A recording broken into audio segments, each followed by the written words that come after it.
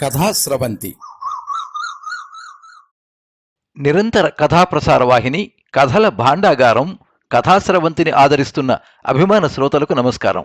ఈనాటి కథకు స్వాగతం. ఈరోజు మీరు వినబోయే కథ ఓ బాసుగారి కుక్కగారు. రచన వియోగి. వినిపిస్తున్నది పప్పు భోగారావు. వియోగి కలం పేరుతో ప్రసిద్ధులైన కోపల్లె విజయప్రసాద్ 28/7/1952లో తెనాలిలో జన్మించారు. బీఎస్సీ వరకు నెల్లూరులో చదివారు. తర్వాత 5 పీజీలు చేశారు. 1973లో జీవిత బీమా సంస్థలో చేరి ఆగస్టు 2012న మేనేజర్గా పదవీ విరమణ చేశారు. వీరి తండ్రి గారు శ్రీరాగి కథలు చదివి సాహిత్యంపై అభివృద్ధి పెంచుకున్నారు. దాదాపు 425 కథలు, 75 నాటికలు, 7 నవలలు, బాల సాహిత్యం, కొన్ని అనువాద కథలు రాశారు. 5 కథా సంపుటాలు, 3 హాస్య కథల సంపుటాలు వెలువరించారు.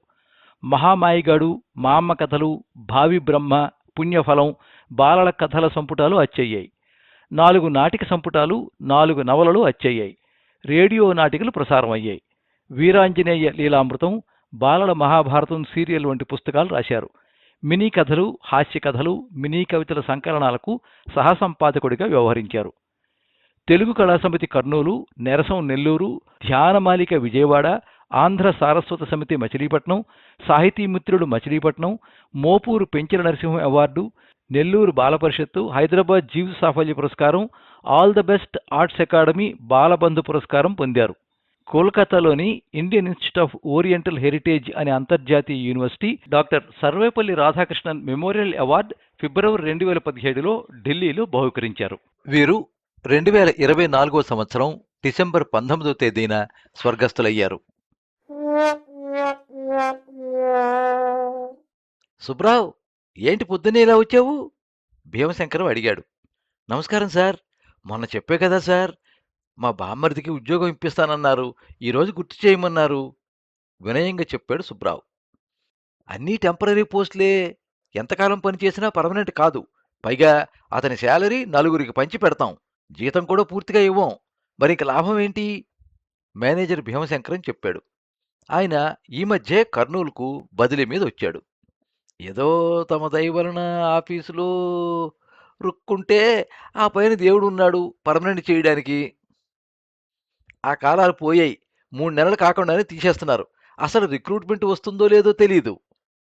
ఏదో ఒకటి ముందు ఇరికించండి, భవిష్యత్తు ఎలా ఉంటే అలా జరుగుతుంది. కాళ్ల వేళ్ల పడ్డాడు. భీమశంకరం ఆలోచనలో పడ్డాడు సుబ్రావ్ అభ్యర్థన గురించి. ఏమండోయ్, మీరు ఇల్లు అస్సలు పట్టించుకోరు, ఎన్నిటికెళ్ళి నేను చావాలి? విసిరిగా బయటకు వచ్చింది ఆండాళమ్మ. ఏం కొంపలంటుకున్నాయోయ్?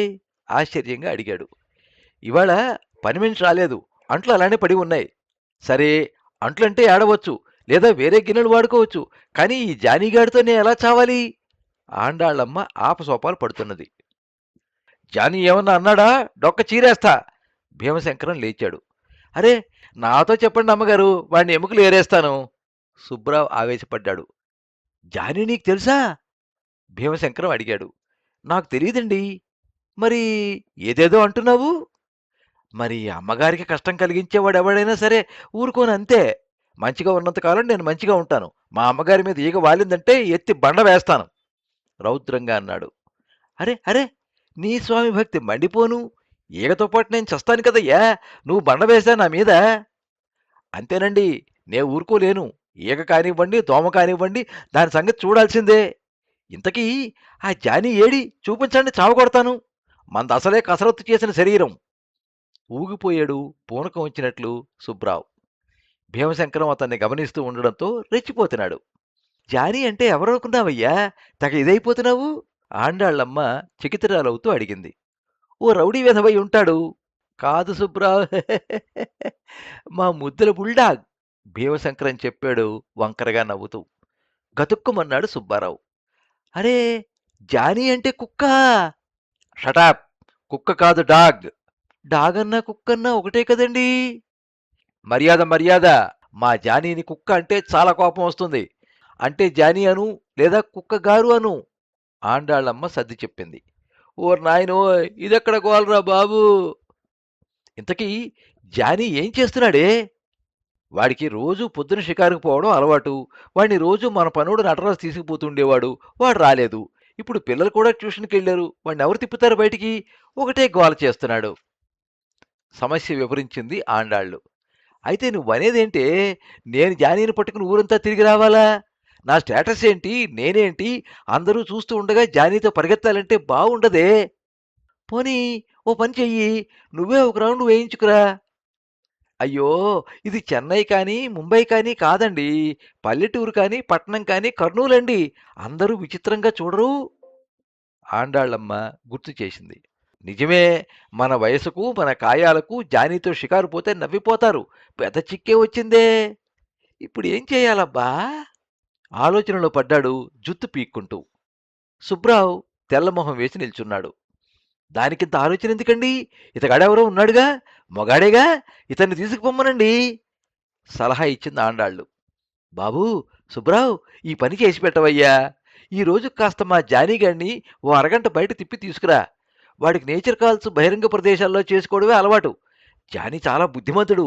పాపం అరుస్తాడే కానీ కరవడు చెప్పాడు భీమశంకరం. కుక్కని నేను బయటికి తీసుకుపోవాలా? అమ్మో! నా వల్ల కాదు. కుక్కలంటే నాకు అలర్జీ సార్. మీ కుక్కను తీసుకుపోవాలంటే ఇంకా భయం. ఏందయ్యా మాటికి మాటికి మా జానీని కుక్క కుక్క అని అవమానం? నా బుల్డాగ్‌ని అవమానిస్తే నన్ను అవమానించినట్టే. అన్నట్టు ఇందాకేదో అడుగుతున్నావు? మీ బావమరిది గురించా? కుదరదు. మన ఆఫీసులో ఉద్యోగాలు కుప్పలు పోసున్నాయా? భీమశంకరం చెప్పాడు గట్టిగా. అయ్యా! పెద్దలు తమరు అనుకుంటే అయిపోతుందని నాకు తెలుసు సార్. నాకేం జిల పట్టిందయ్యా అడ్డమైన వాళ్లకు ఉద్యోగాలివ్వడానికి? గయ్యిమని లేచాడు భీమశంకరం. ఒకవేళ ఉన్నా ఇతను చెప్పిన వాళ్ళకి ఇవ్వొద్దు. ఆండాళ్ళమ్మ హితవు చెప్పింది భీమశంకరానికి. అయ్యో! అయ్యో! నేనేం తప్పు చేశాను? బిత్తరపోయి తత్తరపాటుతో అడిగాడు. మరి జానీని షికారుకి తీసుకుపోనంటావా? తీసుకుపోవాలంటే నాకు భయం సార్. జీవితంలో ఇంతవరకు కుక్కలు కాదు సార్. కుక్క పిల్లతో కూడా తిరగలేదు. దాని మొహం చూస్తేనే వికారం అనిపిస్తుంది చెప్పాడు సుబ్రావ్. జానీ! లోనికి కేకపెట్టింది ఆండాళ్ళు. రివ్వున పరిగెత్తుకొచ్చాడు జానీ. రాగానే కొత్తగా వచ్చిన శాల్తీ. గుర్రుగా చూసి అరిచాడు. సుబ్రావుకు భయం పట్టుకుంది. చూశావుగా ఎంత ముద్దొస్తున్నాడో? చంకనెత్తుకుంటూ అంది ఆండాళ్ళు. జానీ! ఇతని పేరు సుబ్రావ్. మా ఆఫీసులో గుమాస్తాగిరీ చేస్తున్నారు. నిన్ను షికారుకి తీసుకుపోనంటున్నాడు భీమశంకరం అన్నాడు. జానీ గుర్రుగా చూసి మొరిగాడు. మా జానీకి నువ్వు నచ్చలేదుట ఆండాళ్ళు చెప్పింది. నేనేం పెళ్లి చూపులకు రాలేదు నచ్చడానికి, నచ్చకపోవడానికి. వాణ్ణి కాకాపట్టు నీ దగ్గరికి వస్తాడు చెప్పాడు భీమశంకరం. జానీ! చీచీ! టాటా! పిలిచాడు. అంతే జానీ ఎగిరి గంతేసి అతని ఒళ్ళో పడింది. భయపడ్డ సుబ్రావు దూరంగా నెట్టివేశాడు. అతనికి జంతువులంటే అలర్జీ, కుక్కలంటే మరీను. ఇది బుల్డాగాయే. పైగా ఒళ్ళో కూర్చుంది. ఒక్క ఉదుటన పైకి లేచాడు చేదరించుకుంటూ. జానీ ఒక గంతులో కింద కురికింది. అతని చుట్టూ తిరుగుతూ కోపంగా చూడసాగింది. కూర్చున్నాడు సోఫాలో ఎందుకైనా మంచిదని. సుబ్రావు కాళ్ళు పైకెత్తి సోఫాలో పెట్టుకున్నాడు భయంతో. కుయ్ కుయ్ అని మొరగసాగింది. సార్! అనవసరంగా వచ్చినట్లున్నాను. ఏమవుతుందో ఏమో! మరేం పర్వాలేదు.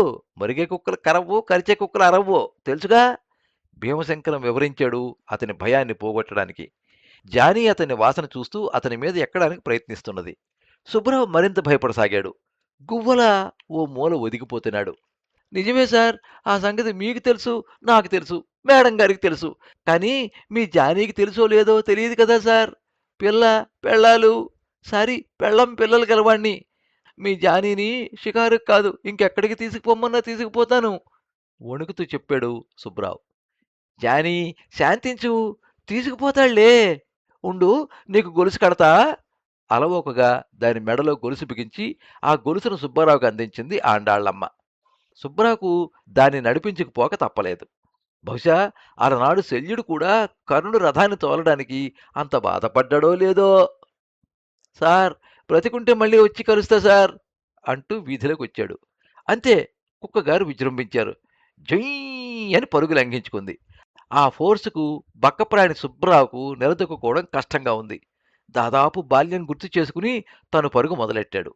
అసలే బుల్డాగు అల్లారుముద్దుగా పెరిగింది. రాజ్యాంగం ప్రకారం స్వేచ్ఛలెక్కువ ఉన్నాయి. పైగా ఆ రోజు ఆలస్యమైంది దానికి.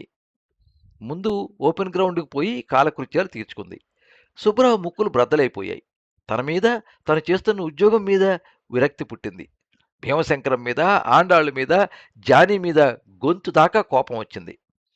జానీ డైరెక్షన్ మార్చి ఇంకోవైపు నడవసాగింది నాజూగ్గా. కొంచెం బిజీగా ఉన్న వీధి అది. రాజసంతో నడుస్తూ ఉంటే దాని సేవకుడిలా వినయంగా భయపడుతూ నడుస్తున్నాడు సుబ్రావ్. అంతలో ఆ వీధిలోని 4 కుక్కలు ఒక్కసారి అటువైపు వచ్చాయి. భూ బాబా భూ అంటూ అరవసాగాయి జానీని చూసి. కాళ్లలోంచి వణుకు పుట్టుకొచ్చింది సుబ్బారావుకు. అవి వీధి కుక్కలు. ఒక్కోటి సింహంలాగా బలిసి ఉంది. కోరలు చూస్తూ ఉంటే ఒళ్ళు జలధరిస్తున్నది. హుష్ హుష్ హుష్ అని అదిలించాడు. కానీ అవి వెంటపడి అరుస్తున్నాయి. అది చుట్టూ వలయంగా ఏర్పడుతున్నాయి. పొరపాటున కూడా జానీని ఊర కుక్కల దగ్గరకు పోనేయవద్దో అంటూ మరీ హెచ్చరించి పంపింది గుర్తుకొచ్చింది. నేల మీదకు వంగి రాళ్లు ఏరుకుని ఆ కుక్కల్ని అదిలించడానికి ఒక్కోటి విసరసాగాడు. కొంచెం దూరం అవి పారిపోయి మళ్ళీ వచ్చాయి. జానీ ఒకటే అరుపు. గొలుసు విదిలించుకుని పారిపోదామని విశ్వ ప్రయత్నం చేస్తున్నది. సుబ్రావుకు కోపం వచ్చి ఓ పెద్ద రాయి తీసుకుని కుక్కల మీదకి విసిరాడు. అవి అయితే తప్పుకున్నాయి గాని అది దొర్లుకుంటూ పోయి ఎదురుగా వస్తున్న బామ్మగారికి తగిలింది. చచ్చాను రోయ్ దేవుడా అంటూ ఆమె కాలు పట్టుకుని కూర్చుండిపోయింది. ఓరి నీ జిమ్మడా, నీ పాడె కట్ట, నిన్ను కాల్చా, నీకేం ద్రోహం చేశానురా, నన్ను రాయితో కొడతావా, నువ్వు నరకానికి పోతావురా అంటూ బుడిబుడి దీర్ఘాలు తీయసాగింది. సారీ మామగారు, మిమ్మల్ని కావాలని కొట్టలేదు. ఆ కుక్కల మీద విసిరితే పొరపాటున మీకు తగిలింది. ఆమె దగ్గరికి పోయి సారీ చెప్పాడు.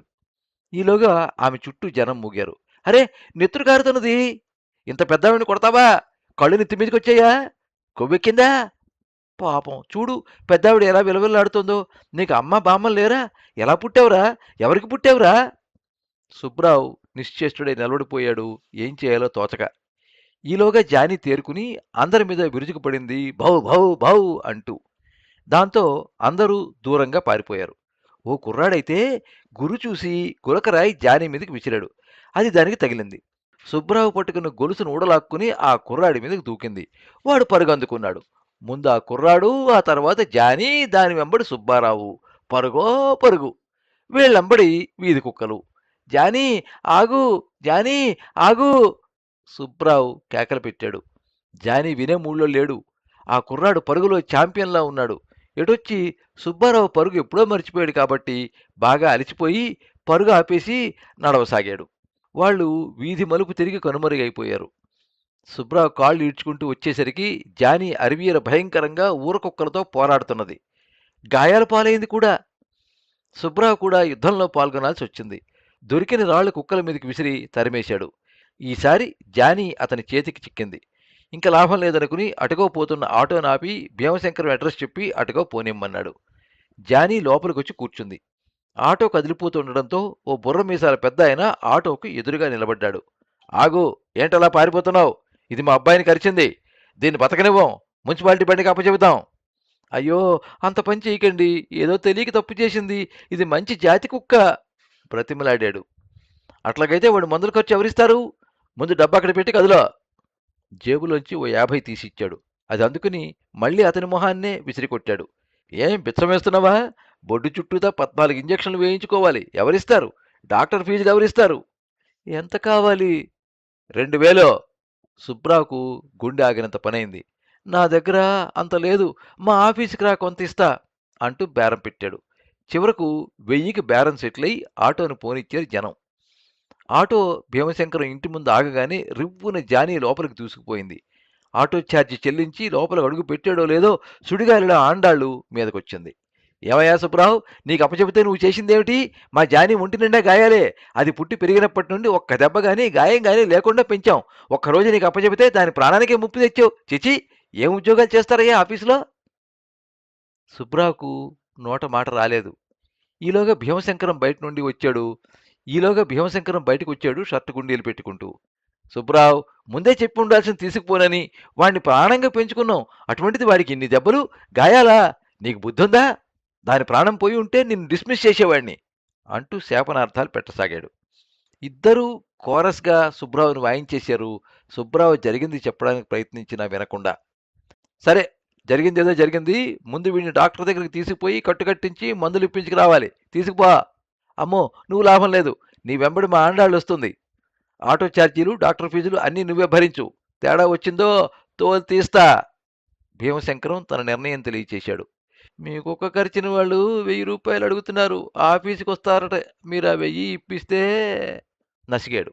భీమశంకరం మూడో కన్ను తెరిచాడు. నాకేం సంబంధం? వెధవ పని చేసింది నువ్వు, కట్టుకోవలసింది నువ్వే. నీకు సిగ్గు లేదుటయ్యా మీ బాసుని డబ్బులు అడగడానికి? ఆండాళ్ళు అరికాలు మీద లేచింది. సుబ్బరావుకు బరువు బాధ్యతలు ఎక్కువ. బడుగు జీవి, జీతం సరిపోదు. అందుకని కాళ్ళ వేళ్ళ పడ్డాడు. కానీ రాతినన్నా కరిగించవచ్చేమో గాని భీమశంకరాన్ని మటుకు కదిలించలేకపోయాడు. ఆటో పిలు, డాక్టర్ దగ్గరికి పోదాం. వెటనరీ డిస్పెన్సరీ ఎక్కడుందో నాకు తెలియదు సార్. నీ మొహం, జానీకి ఇంగ్లీష్ వైద్యం పడదు. హోమియో వాడతాం. పక్క వీధిలో డాక్టర్ నిర్మల్ ఉంది అంటూ ఆటోని పిలిచి ముగ్గురు కలిసి అక్కడికి బయలుదేరారు. లక్కీగా ఆమె ఇంట్లోనే ఉంది.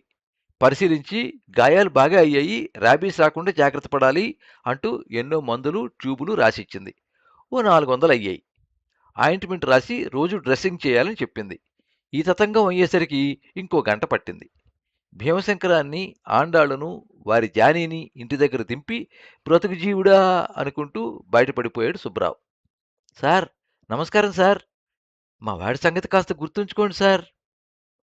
ఆ ఆ, ఎందుకు గుర్తుండదు? నీ సంగతి, మీ వాడి సంగతి జీవితాంతం గుర్తుంటుంది. చిచి, ఈ కొత్త ఊరు నాకు నచ్చలేదు. పని మనుషులు దొరకరు, దొరికిన వాళ్ళకి తెలివి ఉండదు కసురుకున్నాడు. కన్నులిండా గాడిదలే ఆండాళ్ళు వ్యాఖ్యానించింది. సుబ్బరావు తల ఉంచుకున్నాడు. మీరింతవరకు ఓ బాసుగారి కుక్కగారు కథ విన్నారు. రచన వియోగి, వినిపించినది పప్పు భోగారావు. కథా పరిమళాలు 56 కథల కథా సంకలనం నుండి సేకరించిన ఈ కథ కలం వియోగి, గళం పప్పు భోగారావు. ఈ కథ, కథనం మీకు నచ్చినట్లయితే ఈ వీడియోని లైక్ చేయండి, మీ మిత్రులకు షేర్ చేయండి, మీ అభిప్రాయాన్ని కామెంట్స్లో తెలియజేయండి. మీరు మొదటిసారి ఈ ఛానల్లో కథ వింటున్నట్టయితే ఈ ఛానల్ని సబ్స్క్రైబ్ చేసుకోండి. పక్కనుండే బెల్ ఐకాన్ని తప్పకుండా నొక్కండి. ఈ ఛానల్ ద్వారా వినిపించే కథలు, కబుర్లు, వ్యాసాలు అన్నీ ఎప్పటికప్పుడు మీకు అందజేయబడతాయి.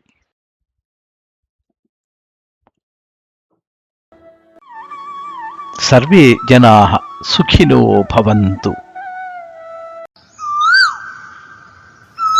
కథా స్రవంతి